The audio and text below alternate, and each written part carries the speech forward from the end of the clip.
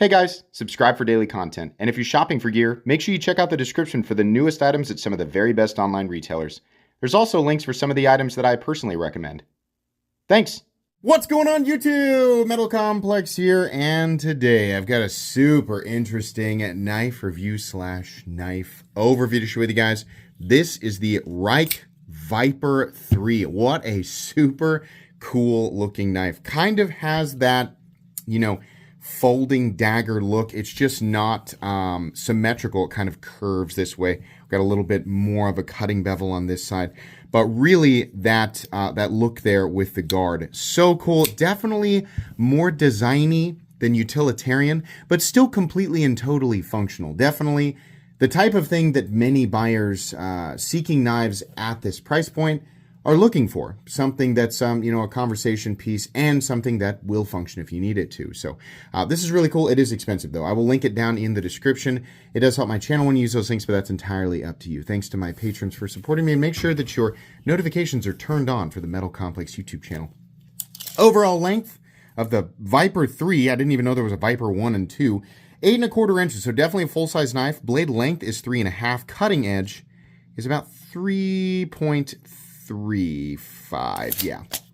How about some size comparisons? Any custom scales you find in this section can be found down in the description under Original Goat and Others, up against my own Excalibur. And where's the Mini? Is the Mini gone? No, the Mini's right there. Mini Excalibur. Definitely closer to the size of my full-size Excalibur. It's just like a 1/4 inch shorter. Let's put it up against the Benchmade Griptilian, or in this case, the Ritter Hogue and the Hogue Deca. A little bit bigger than both. And then finally, we'll put it up against the Spyderco PM2 and the Spyderco Para 3. Where are you? There you are. Let's scoot the PM2 back here. The PM2 is almost exactly the same size. How is the action on this knife? This actually has a pretty heavy detent. They sent me 2 of these and they are both the same.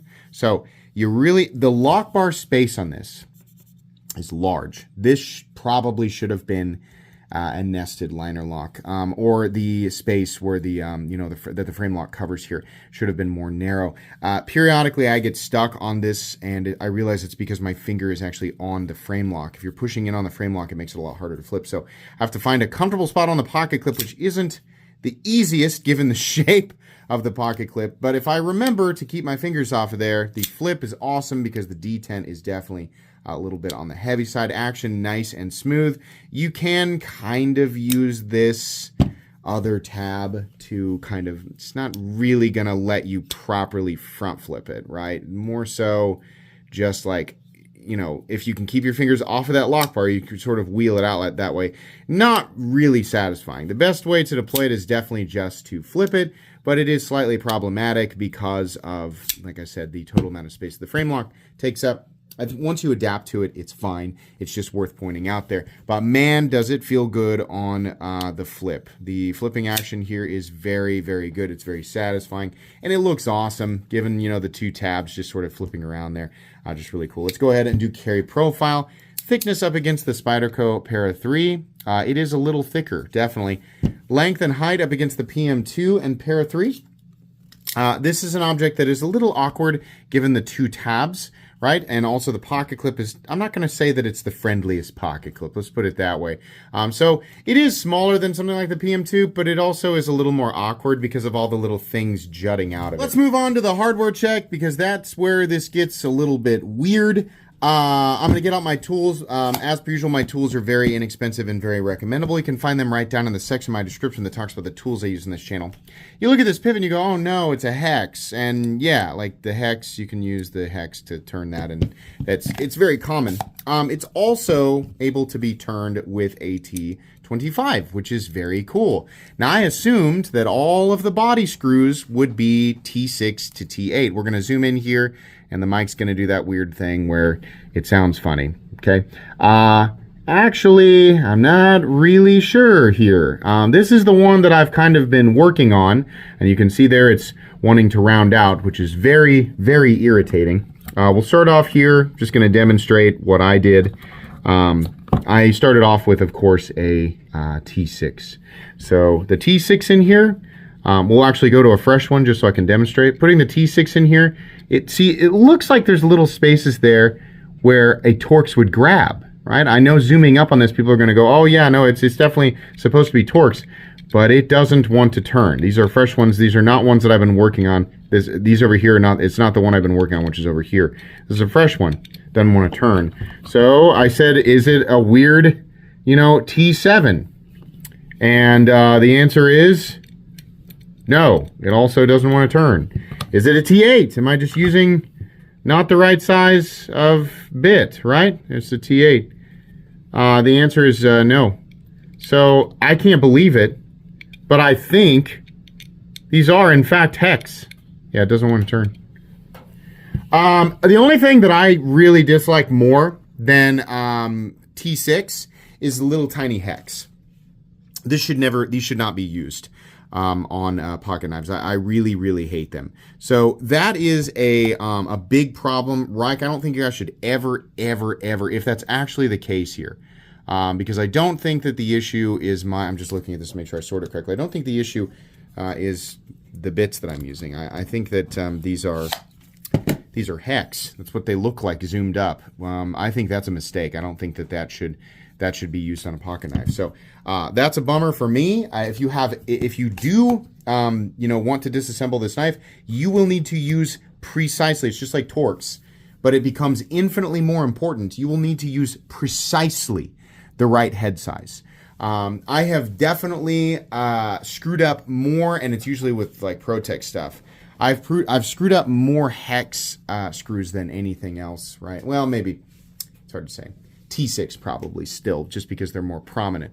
But yeah, I think that the little tiny hex heads are actually easier to screw up. So if you're going to adjust it, obviously you need to make sure, take extra special care that you're using exactly the right bit size.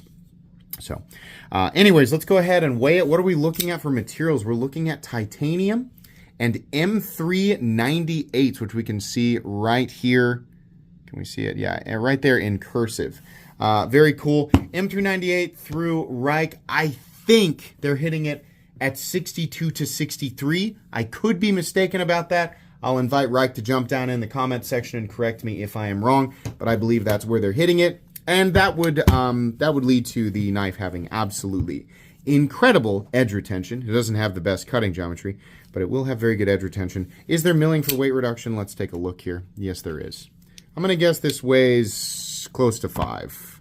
No, 4.1. Better than I thought. So not bad. And then your balance point is actually very close to the pivot given all the weight in the blade there. Let's go ahead and do a measurement of blade stock thickness. This is a bit of an odd one because of the just how deep and prominent that swedge is. Sorry, we're trying to zero out there. So we're going to grab it right here. The starting thickness is actually 180 thousandths. It's a bit on the thick side there. Let's go ahead and move into the meat and potatoes.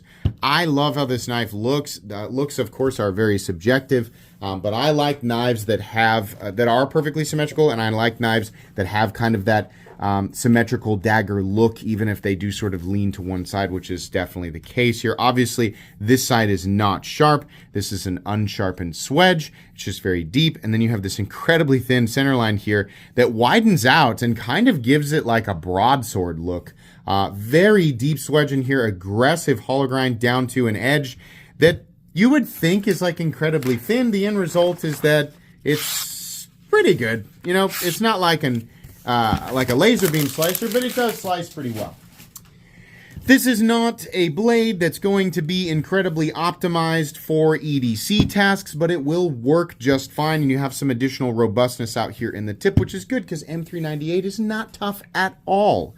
It's very, very, very not tough. So this is not a knife that I would suggest you go out and do hard, use with. No, not at all. This is something you carry as a conversation piece, right?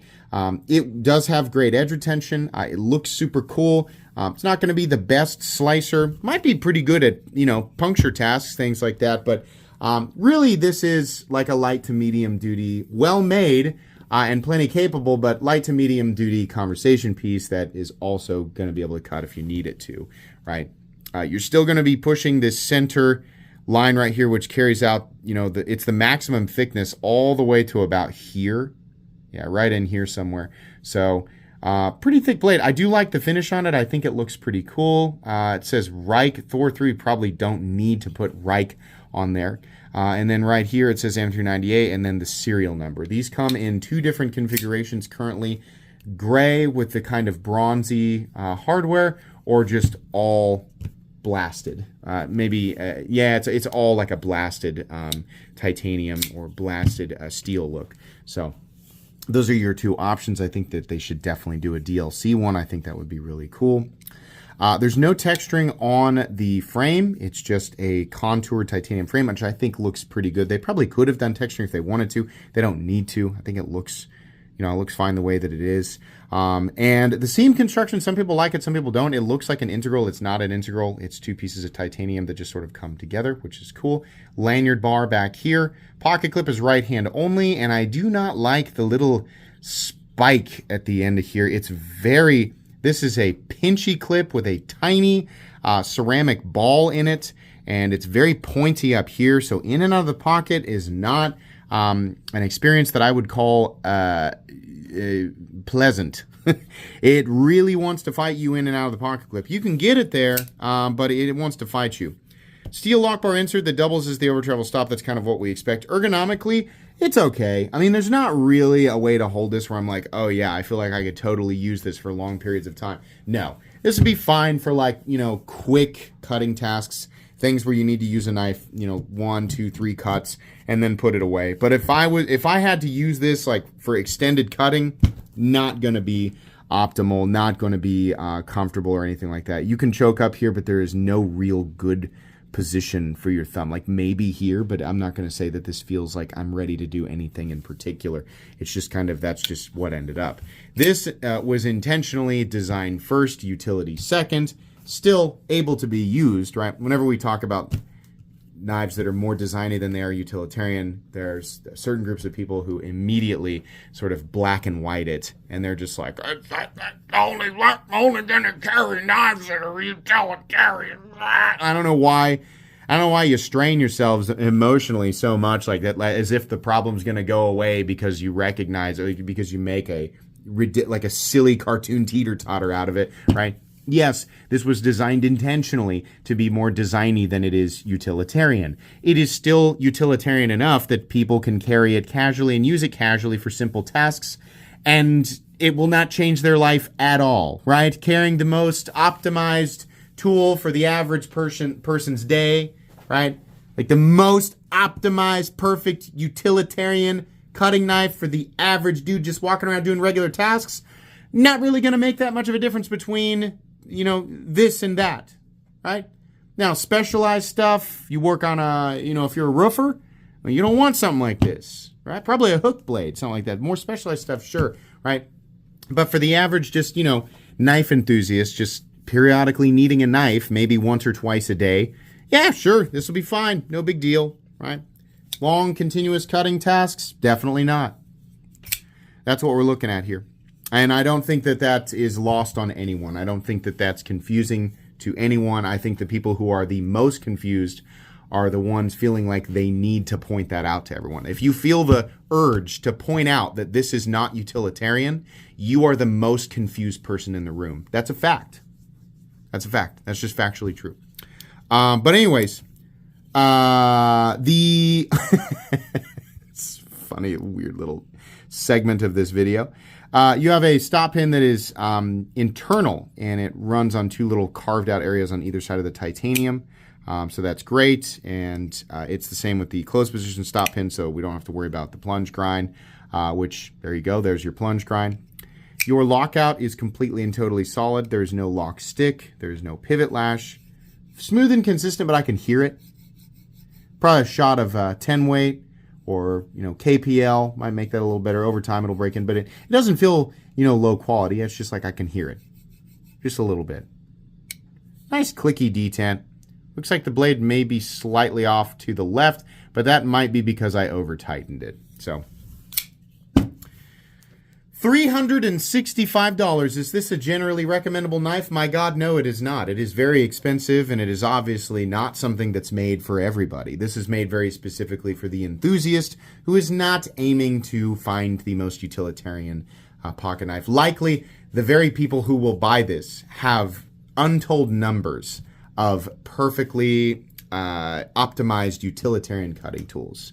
And they are bored of them and looking to kind of spice it up with something that's a little bit more interesting. For those people, yeah, it's pretty cool. The hex thing really bothers me. This is something that I would not depend on as like a long-term EDC. Fun to carry, a little bit annoying with the pocket clip. It'll be cool, you get it out, and you know, if you got like knife buddies or people who aren't freaked out by knives, might be a fun piece. It's neat that it's made out of M398 and titanium. Is the price tag justified? So looking at, the sort of the checklist of what I look for in a high-end Chinese production knife when we get over $300, we do want, materials like titanium, and it's definitely a huge bonus to see them contoured, and that is the case here. We don't really have anything fancy going on with the backspacer. In fact, I would assume that it's less expensive to do it this way. Pocket clip is milled, regardless of the fact that it's annoying. It is milled. Finish on the blade is nice. It is M398. M398 is substantially more expensive than M390. That's just a fact, right? No texturing, no inlays or anything like that. Nothing else really special going on here. So it has some of the things that I look for. M398 really being the bulk of the weight there in the price. I think this knife probably makes sense at right at or slightly above 300. 365 feels a little bit high to me. So this knife, when it speaks to people, it will speak very loudly. There will be people who will pick this up immediately just for the way it looks. And to those people, I would say the knife is made very, very well. It's a very high quality item with some very quirky design choices. But the knife is a very high quality item. And if if this speaks to you, then hey, go for it because it's super cool. Outside of that, for everybody else, if you're not convinced yet, it's a little bit overpriced, truthfully. I mean, if you're not convinced on the design, it's a little bit overpriced. It's certainly not utilitarian, and it's just a generally expensive object. It's an expensive object in general, right? So when we say overpriced, I'm not saying, in a caveman way. It's a knife that costs more than $50, so it's overpriced. No, that's not how we determine that. I know that I have a lot of new viewers coming in from YouTube Shorts and TikTok, right? Pocket knives get substantially more expensive. The way that you determine whether or not something is overpriced is you compare it to its actual general competition zone. Where is it made? What is it made out of? How tight are the tolerances? Are there additional details within, the titanium or the carbon fiber, whatever it is that's in there, right? Overpriced is not anything over X amount because that's just sort of this arbitrary, sort of touristy take because that's all that person has experienced. There are tiers, the $50 tier, the $100 tier, 152, 253, 500, 1,000, right?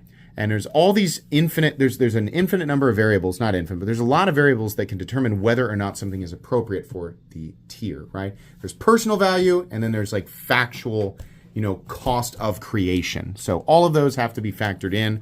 At the end of the day, I feel like what I'm saying is true. This is not going to appeal to very many people, but the people who it does appeal to will really, really enjoy it, right? So if you're one of those people, I think you'll enjoy it. Everybody else, fun thing to look at. Probably not something I'm going to say you need to go out and buy. But super cool. I think I'm going to keep one of these. It's neat. It's a little weird. I kind of want one in my collection. So thanks again to Rike for sending this in. Links for this guy down in the description. Please make sure to follow me on Instagram at metal_complex. If you enjoyed this video, leave a like. If you'd like to check out my other content, I do, of course, have lots of videos of knives that are either expensive or inexpensive that I do or don't like, so check those out. And if you enjoy all my content, go ahead and click on that Metal Complex logo right there and subscribe because there's definitely more coming. Thanks again for watching, everybody, and have a great day.